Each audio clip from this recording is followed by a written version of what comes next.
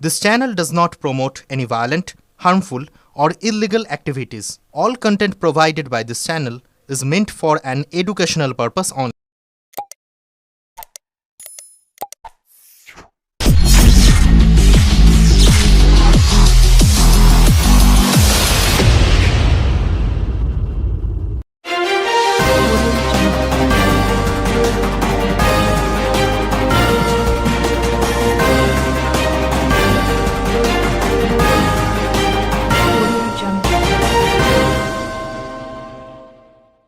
উত্তরপাড়া চুরির চেষ্টা, দুজনকে ধরে আদালতে পাঠালো পুলিশ।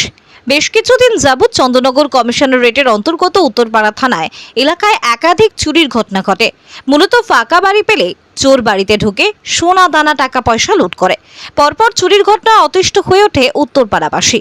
সম্প্রতি পদ্মশ্রী প্রাক্তন সাঁতারু চৌধুরীর বাড়িতেও পদ্মশ্রী প্রাপক সহ তার সারা জীবনের জয় করা সমস্ত পদক চুরি করে নিয়ে যায় চোরের দল। এই ঘটনায় সারা পড়ে যায় রাজ্য জুড়ে। তদন্তে নেমে চন্দননগর কমিশনারেটের গোয়েন্দা শাখা এবং উত্তরপাড়া থানা স্পেশাল টিম রেশরা শ্রীরামপুর থেকে গ্রেপ্তার করে মোট 3 জনকে। উদ্ধার হয় পদ্মশ্রী সহ পদক অনেক। তারপরে আবারও হিন্দ মোটরে এক নাট্যশিল্পীর বাড়িতে চুরি হয়। চুরির চেষ্টা হয় উত্তরপাড়ার একটি ফাঁকা বাড়িতে, কিন্তু এলাকার লোক টের পেয়ে যাওয়ায় চোরের দল এই যাত্রায় খালি হাতেই পালিয়ে যায়। সেই ঘটনা তদন্তে আবারও সাফল্য পেল উত্তরপাড়া থানার পুলিশ। গ্রেপ্তার করা হলো ওই ঘটনায় যুক্ত থাকার অভিযোগে 2 যুবককে।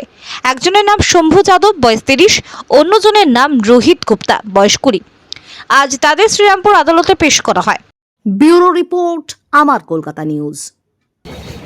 কোথায় বাড়ি তোমাদের? হ্যাঁ, কতদিন ধরে করছিলে? প্রথমবার।